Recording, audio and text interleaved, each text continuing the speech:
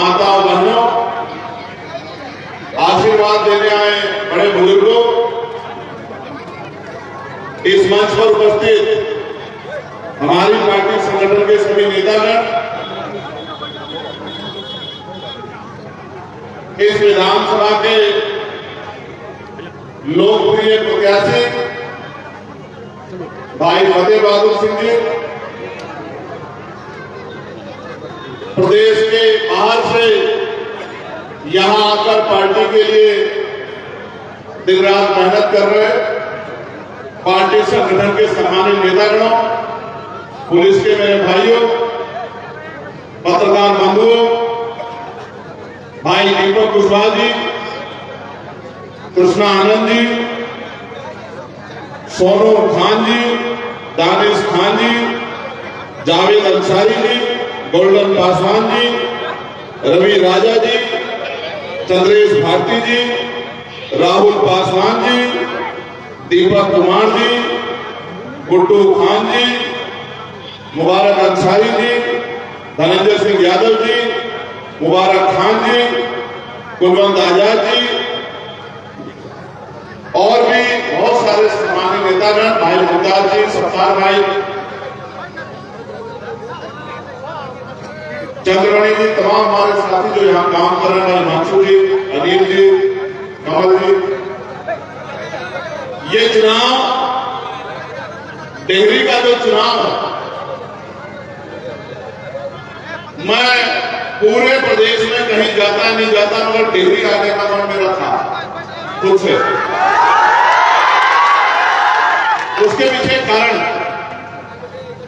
मैं अपनी बात को शुरू करते हुए, क्योंकि ये तथागत बुद्ध के ज्ञान की धरती है जिसको हम लोग बिहार कहते हैं, और मैं जहां से आया हूं वो उत्तर प्रदेश, वो धरती है जहां तथागत बुद्ध ने जन्म लिया और जहां महामानव तथागत बुद्ध का परिनिर्वाण हुआ।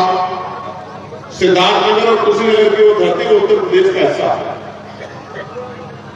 मैं उन तमाम संतों को और महान पुरुषों को नमन करता हूं जिन्होंने मानवता के विचार को आगे बढ़ाने के लिए तमाम तरह के प्रयास किए। और क्योंकि चुनावी समागम है, लोकतांत्रिक व्यवस्था का सबसे मजबूत समय जहां जनता की जय जयकार होती है, ये वो समय है जहां हर व्यक्ति किसी पार्टी का हो, किसी ओहदे का हो, वो जनता के एक व्यक्ति का सम्मान करता है। लोकतंत्र में वो समय ज्यादा दिन नहीं रहेगा। जैसे चुनाव खत्म हो जाएगा, लोकतंत्र का दूसरा स्वरूप भी आएगा। कौन सा? कि नेता आगे आगे और जनता पीछे पीछे। अभी जनता आगे आगे है और नेता पीछे पीछे। लोकतंत्र बड़ा खूबसूरत है, इसलिए खूबसूरत है कि अगर आप 10 रुपए का सामान खरीदोगे बाजार जाकर, उस 10 रुपए के सामान को खरीदते हुए आप 50 बार सोचोगे, पैकेट को बदल बदल के देखोगे कि कहीं ये सामान खराब तो नहीं।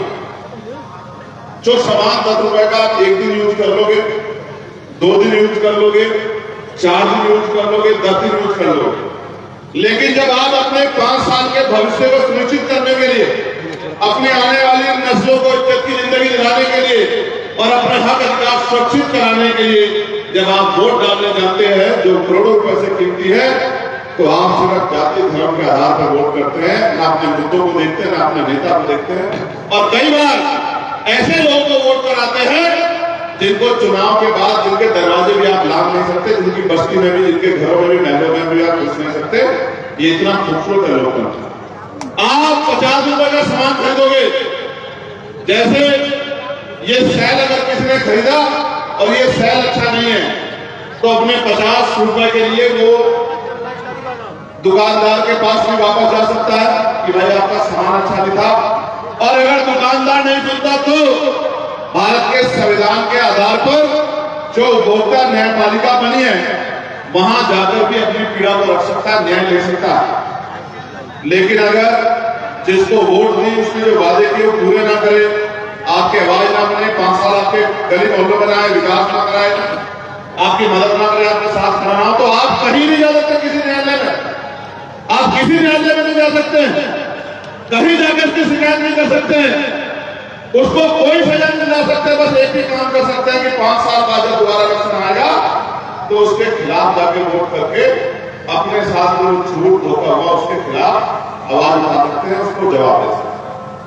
तो इसलिए मेरा दिल्ली में आने का मन था कि नेता तो बहुत लड़ रहे हैं, अगर कहीं वैचारिक कोई लड़ रहा है जिसके लिए जाके जिसकी मदद मुझे करनी है, जो 85-90% बहुजन समाज के बाद उठाने वाला मेरा भाई मेरे जैसा है, वो फतेह बहादुर सिंह डेहरी लड़ रहा है, मुझे वहां जाना है। ये बात मैंने अपने मन में उसी दिन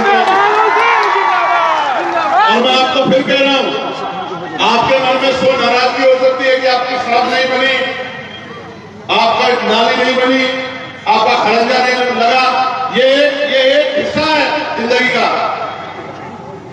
लेकिन मैं आपको जिम्मेदारी से कहता हूं कि जब तक आपकी आवाज उठाने वाला और आपको सही रास्ते पर ले जाने वाला व्यक्ति आपका नेता नहीं होगा तो आपके भविष्य में बहुत बदलाव नहीं हो सकता। इस बार परिस्थिति आपके फेवर में है। अगर आपने अपने वोट का सही प्रयोग किया, जिस तरह के हालात हैं, और सत्ता की चाबी अगर आजाद समाज पार्टी गठबंधन के हाथ में आई, तो मैं आपको विश्वास वाला कहता हूं कि ये आदमी जिसको हम नेतृत्व देना चाहते हैं, ये विधायक नहीं रहेगा, मंत्री बनकर आपकी सेवा करेगा। मेरे बात को आप चीजों को समझना, इस तरह के हालात बनेंगे, एक एक आदमी अहमियत रखेगा, मेरी बात को याद रखना। और हमारा लाइन जिस तरह से लड़ रहा है, मैं आपको विश्वास दिला रहा हूं, सत्ता की चाबी इसे लाइन उसके पास होगी। मेरी बात को आप याद रखें। प्यारे साथियों, मेरी बात पे गौर करो, बहुत जिम्मेदारी की बात बता रहा हूं।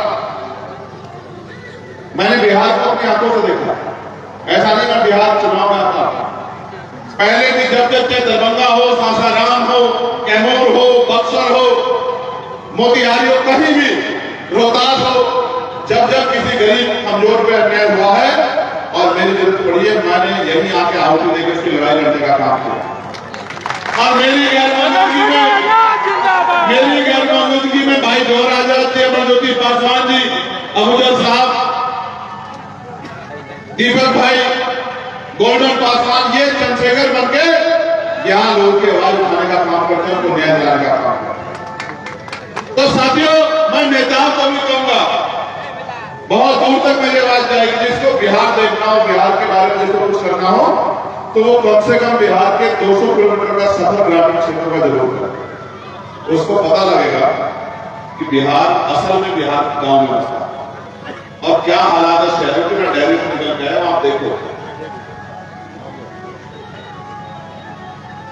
दिल्ली में भी कुछ कुछ बस्तियां ऐसी हैं जैसे दिल्ली भी शहर, लेकिन बस्तियों में रहता कौन आपको पता? उसमें बड़े पत्रकार नहीं रहते, उसमें बड़े नेता नहीं रहते, उसमें बड़े उद्योगपति नहीं रहते, उसमें बड़े व्यापारी नहीं रहते, उसमें बड़े अधिकारी नहीं रहते। उन बस्तियों में दलित, पिछड़े, आदिवासी, मुस्लिम समाज के लोग यहाँ से जाके अपना पेट पालने के लिए वहां रोजगार करते हैं। वो रहते हैं जानवरों की तरह रहते हैं, जिस तरह आप यहाँ जीवन व्यतीत कर रहे हो। अपने जीवन को बचाने के लिए बहुत सारे लोग देश के कोने कोने से आगे बस्तियों में रहते हैं। वो भी दिल्ली का एक हिस्सा है जहां विकास दूर तक नहीं, जहां आज भी पानी नहीं मिलता पीने के लिए, साफ पानी नहीं मिलता, जहां टैंकर से पानी आता कई कई दिन रखना पड़ता है। और बिहार को मैंने खुद देखा, मैं भी बिल्कुल पीछे कस्बा पड़ा था जहां मैं था। कौन सा रास्ता था जहां जाम लगा हुआ? दाऊद नगर। चुनाव चल रहा है, एक एक घंटे तक गाड़ी नहीं निकल पा रही है। इस तरह के हालात है, ना कोई पुलिस का कर्मचारी मिला भाई, न एडमिनिस्ट्रेशन के लोग, ना कोई पूछने वाला, ना कोई बताने वाला कहां सड़कें हैं, कहां गड्ढे हैं। 150 किलोमीटर का सफर 4 घंटे में हो रहा है। और कहते हैं, मुख्यमंत्री कहते हैं, प्राइम मिनिस्टर आप कहते हैं कि ये सुशासन है, विकास के रास्ते पे 15-15, 20-20 साल से आप सरकार चला रहे हो और आपको ये सुशासन और विकास दिखता? अगर ये सुशासन और विकास है तो मैं समझता हूं कि कई स्टेट को फिर चांद पर चलेगा, मंगल पे चलेगा। यही सुशासन और विकास, ना सुशासन है, ना विकास है, ना रोजगार है।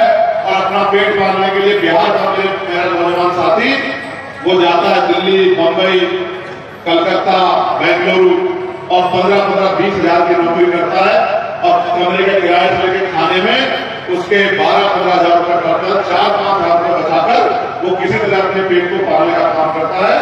इस तरह से लोग बिहार के लोग मेरे भाइयों, जब लोकतंत्र नहीं था, राजतंत्र था, तो डंडा, गोली, बंदूक चलती थी, तोप चलती थी राज बदलने के लिए।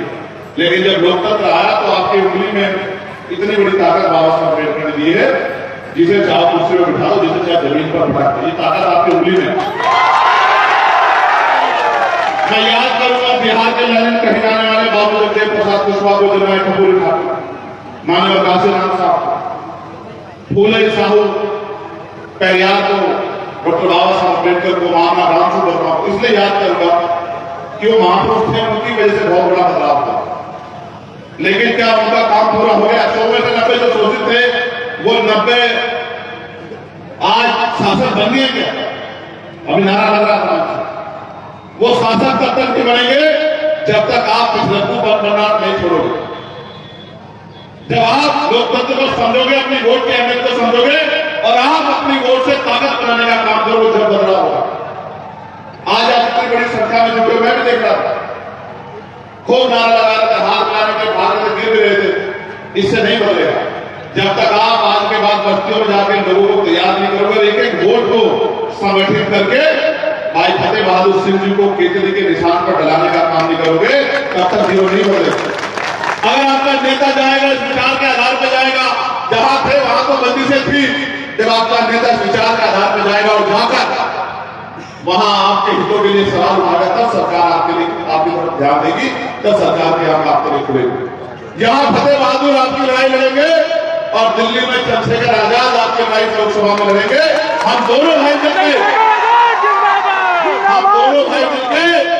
आपके अपने इस परिवार को मुख्य धारा में लाने का काम करेंगे। लेकिन पहली बात आपको आगे बढ़ानी पड़ेगी, 11 तारीख को जब आप वोट डालने जाओगे तो आपको कौन सा बटन दबाना है? जोर से बताओ। 5 नंबर। चुनाव फतेह बहादुर साहब नहीं लड़ रहे हैं, आप सब लोग लड़ रहे हैं अपने बच्चों के, अपने भविष्य के लिए, अपने क्षेत्र के लिए।